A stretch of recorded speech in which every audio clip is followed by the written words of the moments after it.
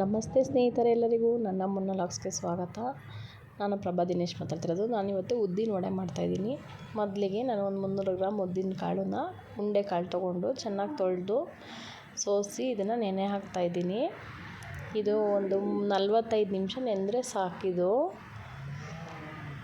ನೆನೆ ಹಾಕಿದ್ದೀನಿ. ಇವಾಗ ನಾನು ಸ್ವಲ್ಪ ಕಾಯಿ ಸಣ್ಣ ಕಟ್ ಮಾಡಿರೋದು, ಮೆಣಸಿನ್ಕಾಯಿ ಮತ್ತು ಕರಿಬೇವು, ಉಪ್ಪು, ಶುಂಠಿ ಮತ್ತು ಮೆಣಸು, ಸ್ವಲ್ಪ ಜಜ್ಜಿರೋದು, ಸ್ವಲ್ಪ ಉಂಡೆ ಮೆಣಸು ಇಷ್ಟನ್ನು ತೊಗೊಂಡಿದ್ದೀನಿ.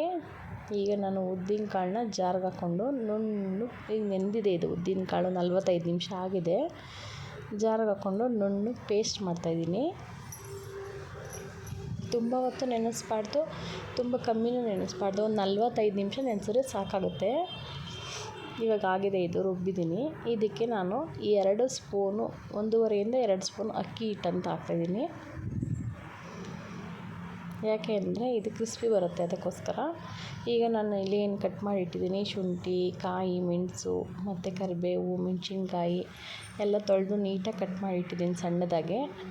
ಇದಕ್ಕೆ ರುಚಿಗೆ ಉಪ್ಪು ಹಾಕ್ತಾಯಿದ್ದೀನಿ. ಎಷ್ಟು ಬೇಕೋ ಅದನ್ನು ನೋಡ್ಕೊಂಡು ಹಾಕ್ಕೋಬೇಕು ಉಪ್ಪು. ಇದನ್ನು ನೀಟಾಗಿ ಮಿಕ್ಸ್ ಮಾಡಬೇಕು. ಯಾರು ಹೊಸ್ದಾಗಿ ನನ್ನ ವಿಡಿಯೋ ನೋಡ್ತಿದ್ದೀರಾ, ಲೈಕ್ ಮಾಡಿ, ಶೇರ್ ಮಾಡಿ, ಕಮೆಂಟ್ ಮಾಡಿ, ಸಬ್ಸ್ಕ್ರೈಬ್ ಆಗಿ ಸಪೋರ್ಟ್ ಮಾಡಿ. ಇವಾಗ ಇದಾಗಿದೆ, ಮಿಕ್ಸ್ ಮಾಡಿ.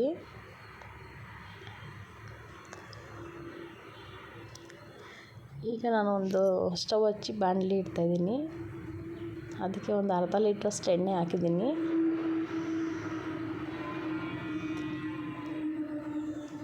ಇದು ಎಣ್ಣೆ ಕಾಯ್ದಿದೆ. ಇವಾಗ ತುಂಬ ಜಾಸ್ತಿನೂ ಕಾಯಿಸ್ಬಾರ್ದು, ತುಂಬ ಕಮ್ಮಿನೂ ಕಾಯಿಸ್ಬಾರ್ದು, ಮೀಡಿಯಮ್ಮಾಗಿ ಕಾಯಿಸ್ಬೇಕು. ಒಂದು 90% ಕಾಯಿದ್ರೆ ಸಾಕು. ತೆಳುದಾಗಿ ತಟ್ಕೊಂಡು ಮಧ್ಯೆ ಹೋಲ್ ಮಾಡಿ ಹಾಕ್ಬೇಕಷ್ಟೇ.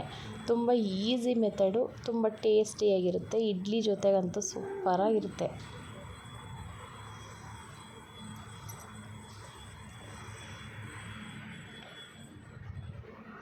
ನೋಡೋರಲ್ಲ ಎಷ್ಟು ಈಸಿಯಾಗಿದೆ ವಡೆ. ಕರೆಕ್ಟಾಗಿ ನೆನೆಸಿಟ್ಬಿಟ್ರೆ 10 ನಿಮಿಷಕ್ಕೆ ವಡೆ ಆಗುತ್ತೆ. ಕಾಳನ್ನು ನೆನೆಸೋದಂದೆ 45 ನಿಮಿಷ ಹಿಡಿಯುತ್ತಷ್ಟೇ. ಬಿಟ್ಟರೆ ಎಲ್ಲ ಮಸಾಲೆ ರೆಡಿ ಮಾಡೋಷ್ಟರಲ್ಲಿ 10 ನಿಮಿಷಕ್ಕೆಲ್ಲ ವಡೆ ರೆಡಿ ಮಾಡ್ಬೋದು. ಇಡ್ಲಿ ಜೊತೆಗಂತೂ ತುಂಬ ಚೆನ್ನಾಗಿರುತ್ತೆ.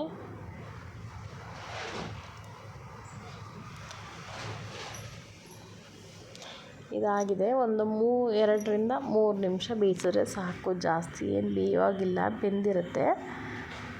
ಸ್ವಲ್ಪ ತೆಳ್ಳದಾಗೆ ಮಧ್ಯೆ ಹೋಲ್ ಮಾಡಿದ್ರೆ ಬೇಗ ಬೇಯುತ್ತೆ ಇದು.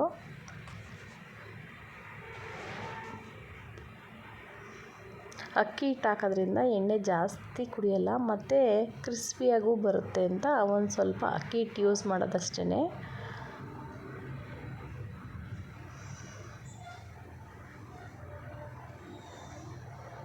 ಇದಾಗಿದೆ ಇವಾಗ.